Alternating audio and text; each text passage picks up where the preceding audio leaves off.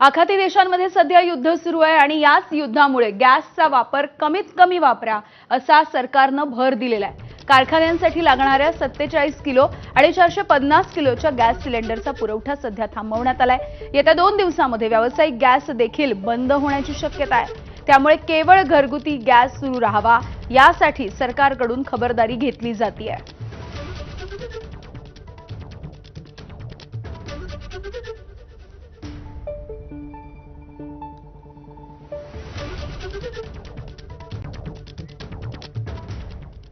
तर ही सगळी परिस्थिती बघता सरकार सध्या या परिस्थितीवरती युद्ध पातळीवरती काम करत आहे। कुठलीही अडचण होणार नाही असं आश्वासन केंद्रीय राज्यमंत्री मुरलीधर मोहोळ यांनी दिलंय। भारत सरकार या सगळ्या युद्ध परिस्थितीवरती खूप बारकाईने काम करते। अगदी विदेशात आपले लोक अडगी त्यांना आणण्यापासून या देशांमध्ये युद्ध झाल्यानंतर सुरू झाल्यानंतर या आपल्या देशावरती वेगवेगळ्या सेवा सुविधांवरती काय परिणाम होईल याच्यावरती खूप भारत सरकार सिरियसली काम करते। त्यामुळे निश्चितपणे याच्यामध्ये कुठली अडचण येणार नाही।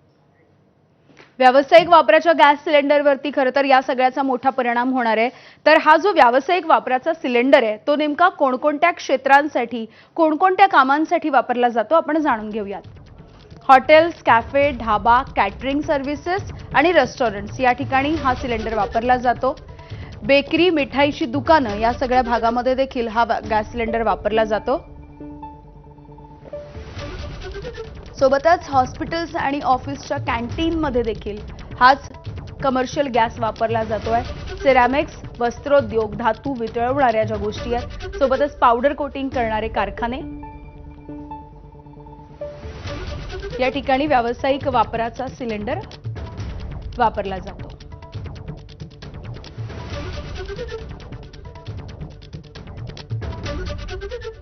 तर युद्धजन्य परिस्थिती आहे, युद्ध सुरू आहे आणि या युद्धामुळे इंधनाची टंचाईची समस्या ही भारताला देखील भेडसावेल अशी शक्यता सध्या वर्तवली जात असताना आणखी एक मोठी माहिती सध्या समोर येते आहे।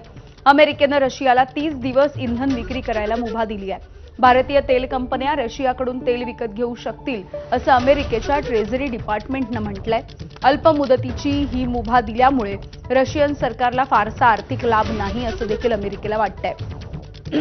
मात्र यामुळे भारताला तेल तुटवडा जाणवणार नाही असा दावा अमेरिकेचा आहे। भारत अमेरिकेचा महत्त्वाचा साथीदार आहे।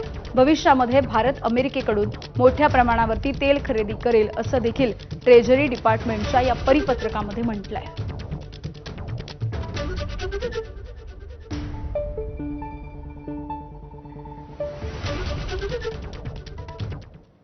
या संदर्भात